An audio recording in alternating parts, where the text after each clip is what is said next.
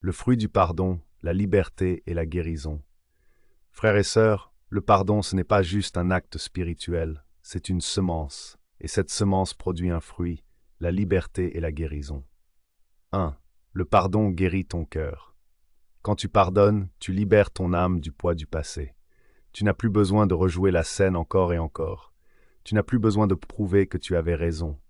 Tu retrouves la paix, et cette paix, personne ne peut te l'enlever. La parole dit dans Philippiens 4:7, « Et la paix de Dieu, qui surpasse toute intelligence, gardera vos cœurs et vos pensées en Jésus-Christ. » Cette paix vient quand tu lâches prise, quand tu dis à Dieu, « Je ne comprends pas tout, mais je choisis de te faire confiance. »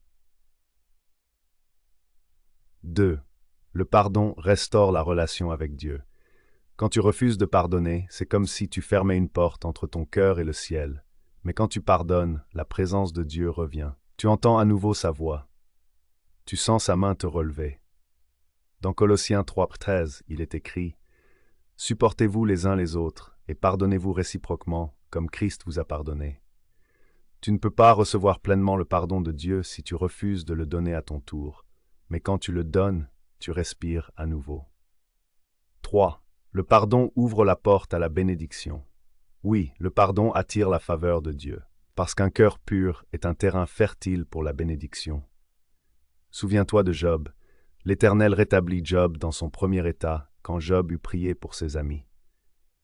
Le miracle est venu après le pardon, et c'est pareil pour toi. Quand tu pardonnes, Dieu prépare quelque chose de nouveau. Alors écoute bien ceci. Le pardon n'efface pas ce qu'on t'a fait, mais il efface l'impact que cela avait sur toi. Tu ne peux pas changer le passé, mais tu peux décider de ne plus en être prisonnier. Le pardon, c'est le début d'une nouvelle saison, une saison de paix, de croissance et de restauration.